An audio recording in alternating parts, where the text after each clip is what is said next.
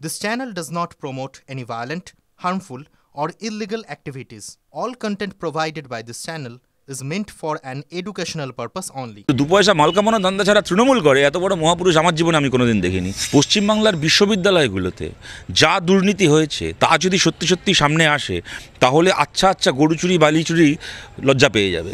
পশ্চিমবাংলাতে কোন নির্মাণটা বৈধ হয় এখন? ও 500 কোটি টাকা নোটিশ দিয়েছে, যদি মেয়রকে 100 কোটি টাকা দিয়ে দেয় তাহলে বাকি 400 কোটি টাকা মাফ হয়ে যাবে। আমার বিশ্বাস যে সেইটার জন্যই চেয়ারম্যানের সঙ্গে দেখা করতে গেছে। কিন্তু এইটুকু কল্যাণ ব্যানার্জিকে বলছি, আপনি বলছেন সিবিআই তদন্ত হওয়া উচিত, এরপরে যদি সত্যি সত্যি সিবিআই তদন্ত চেয়ে আমরা আদালতে যাই তখন আপনি আবার ন্যাকাশস্ত্রীর মতো আদালতে গিয়ে সিবিআই তদন্তের বিরুদ্ধে মমতা বন্দ্যোপাধ্যায়ের পুলিশের হয়ে দালালি করতে যাবেন না। আরে মমতা বন্দ্যোপাধ্যায় মুখ্যমন্ত্রী হয়ে নিজেকে জাল পিএইচডি দিয়েছেন, আর পার্থ চট্টোপাধ্যায় নিজে শিক্ষামন্ত্রী হয়ে নিজেকে একটা পিএইচডি দিয়েছেন। এরা তো এরকমই তো, গায়ে মানে না আপনি মোড়ল। এরপরে যদি কোনোদিন মমতা বন্দ্যোপাধ্যায় ভারতের প্রধানমন্ত্রী হন দেখবেন ওনার নিজের গভর্নমেন্ট ওনাকে ভারতরত্ন দিচ্ছে, এই উনি করবেন। দেখুন আসলে মুশকিলটা হচ্ছে এই যে বিভিন্ন সরকারি দপ্তরে অস্থায়ী কর্মী 6,000 টাকা 7,000 টাকা 8,000 টাকা তারা মাইনে পান, আর এই চাকরিগুলো পাওয়ার জন্য তাদের কাছ থেকে 2 লাখ টাকা 3 লাখ টাকা করে ঘুষ নেওয়া হয়, নিয়ে চাকরিগুলোকে তৃণমূল নেতারা বিক্রি করে।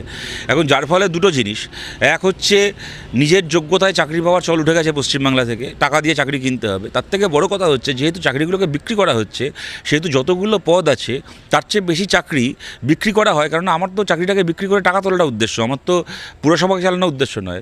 অটোমেটিক্যালি এবার তাদের ওই 8,000 টাকা করেও মাইনের বোঝা যখন পুরসভার ওপর এসে পড়ে এবং সেটা একটা হিসেবের সঙ্গে সঙ্গতি রাখা যায় না, তখন এই সমস্যাগুলো হয়। কিন্তু চাকরি যারা বেচছে তারা যদি বেচা বন্ধ না করে তাহলে তো এই সমস্যা থাকবেই, আর কি করা যাবে।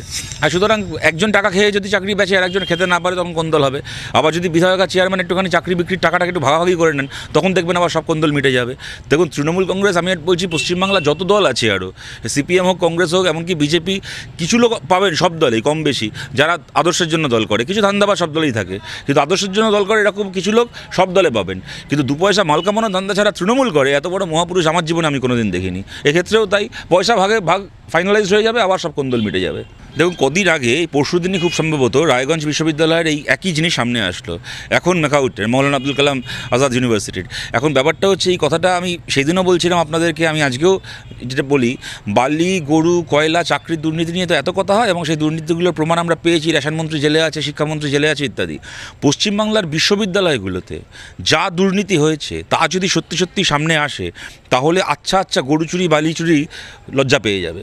শুধুমাত্র সেখানে কলেজ সার্ভিস কমিশনের পোস্ট বিক্রি করার থেকে শুরু করে নিয়োগ দুর্নীতি নয়, ইউনিভার্সিটি কোয়েশ্চেন পেপার ছাপানো, অন্যান্য বিভিন্ন বিল্ডিং তৈরি থেকে শুরু করে বিভিন্ন জিনিসপত্র কেনা বেচার জন্য টেন্ডার, তাতে দুর্নীতি থেকে শুরু করে পয়সা দিয়ে ছেলে মেয়েদেরকে পাশ করানো, পয়সা দিয়ে কোয়েশ্চেন পেপার বিক্রি করা ছেলে মেয়েদের কাছে, কয়েকশো কোটি টাকার দুর্নীতি এক একটা বিশ্ববিদ্যালয়ে গত কয়েক বছরে হয়েছে, যে দুর্নীতি এমনকি গরু পাচার বালি পাচারকে লজ্জায় ফেলে দেবে। পশ্চিমবাংলাতে কোন নির্মাণটা বৈধ হয় এখন?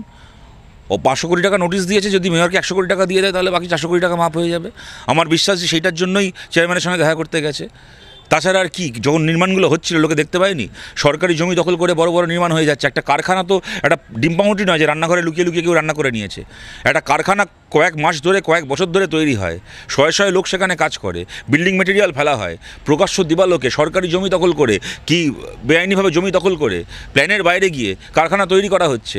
পশ্চিমবাংলাতে যেরকমভাবে বেআইনি বিল্ডিং তৈরি করা হয়, একটা ব্যাংক সেই বিল্ডিংয়ের জন্য লোন স্যাংশন করে না, প্ল্যান স্যাংশন নেই বলে, এদিকে বিভিন্ন পুরসভা সেই বিল্ডিংয়ে বিদ্যুতের লাইন পৌঁছে দেয়, স্যাংশন দিয়ে দেয়, জলের লাইনে স্যাংশন দিয়ে দেয়, সেভারেজের লাইনে স্যাংশন দিয়ে দেয়। এগুলো তারপর এরা আদালত যখন জিজ্ঞেস করে বলে আমরা কি করব, বিল্ডিং তৈরি হয়ে গেছে আমরা জানতে পারিনি। এত বড় কারখানা তৈরি হয়ে গেছে ওরা জানতে পারেনি। কারখানা কেউ লুকিয়ে তৈরি করেছিল, যে টাকাটা ওদের পাওয়ার কথা ছিল ভাগের টাকা পায়নি, তাই এখন নোটিশ জারি করেছে, গিয়ে মিটিং করে বলে আসবে যে 500 কোটি দিতে পারবো না, 100 কোটি টাকা আপনাকে বকশিস দিচ্ছি, পরের দিন ওই নোটিশ ডাস্টবিনে চলে যাবে। শান্তনু সেনের বিরুদ্ধে তো সিবিআই তদন্ত কল্যাণ বন্দ্যোপাধ্যায় বলেছেন, ঠিকই তো বলেছেন। শান্তনু সেন তো আরজি করের এর আগে যখন রোগী কল্যাণ সমিতির সভাপতি ছিলেন তখন তো এমন নয় যে আরজি কর খুব স্বচ্ছ জায়গা ছিল, তখনও তো আরজি করে দুর্নীতি ছিল। এখন ব্যাপারটা হচ্ছে শান্তনু সেনের গোষ্ঠীর হাত থেকে সন্দীপ ঘোষের গোষ্ঠীর হাতে দুর্নীতির টাকা ট্রান্সফার হয়ে গেছে, তাই নিয়ে শান্তনু সেনের এত রাগ। নাহলে কি শান্তনু সেন কোনো ভালো লোক নাকি? শান্তনু সেনের মেয়ে কীরকমভাবে যোগ্যতার বাইরে জাল সার্টিফিকেট দিয়ে, বাবার নামে জাল ইনকাম সার্টিফিকেট দিয়ে যোগ্যতাবিহীনভাবে শান্তনু সেনের মেয়ে ডাক্তারি পড়ছে, তাই নিয়ে তদন্ত হওয়া উচিত, তাই নিয়ে আদালতে মামলা চলছে। কারণ শান্তনু সেন কাউন্সিলর হওয়ার পরে কী রকমভাবে তার ওয়ার্ডে পুকুর বুঝিয়েছে, তাই নিয়ে তদন্ত হওয়া উচিত। আমরা সেই তথ্য দিয়েছি। শান্তনু সেন কাউন্সিলর হওয়ার পরে কী রকমভাবে একটা সরকারি স্কুলকে নিজের ওয়ার্ডে বন্ধ করে দিয়ে সেখানে প্রাইভেট ব্যবসা চালাচ্ছে, তাই নিয়ে তদন্ত হওয়া উচিত।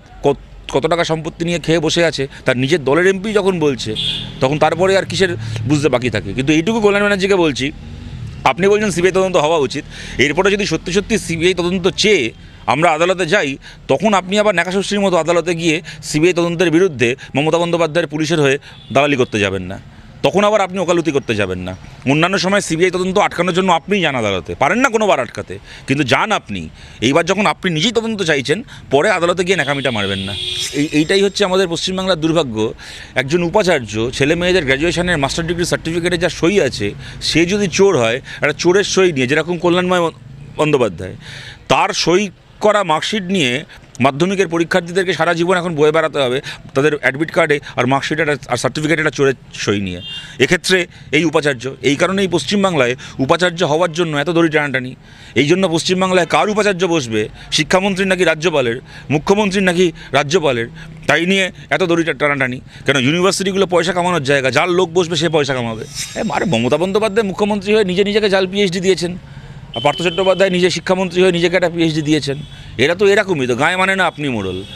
যে কদিন এরা সরকারে ছিল না, পাশের বাড়ির লোক পাত্তা দিত না।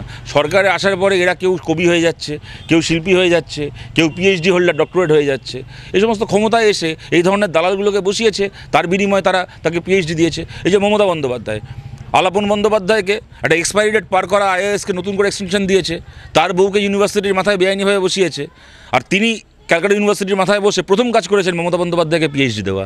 তারপরে আদালতের নির্দেশে তার উপাচার্য হওয়াটা বাতিল হয়ে গেল। তো যার উপাচার্য হওয়াটা বাতিল হয়ে যায়, তার দেওয়া পিএইচডি কীভাবে মমতা বন্দ্যোপাধ্যায়ের বেলা ভ্যালিড থাকতে পারে? সুতরাং এই কালচার তৃণমূল বানিয়েছে। কতগুলো গরু গাধাকে রাস্তা থেকে নিয়ে এসে চেয়ারে বসাবো, তারপর সেই গরু গাধাগুলো চেয়ারে বসে কেউ আমাকে পিএইচডি দেবে, কেউ আমাকে মেডেল দেবে। এরপরে যদি কোনোদিন মমতা বন্দ্যোপাধ্যায় ভারতের প্রধানমন্ত্রী হন, দেখবেন ওনার নিজের গভর্নমেন্ট ওনাকে ভারতরত্ন দিচ্ছে, এই উনি করবেন।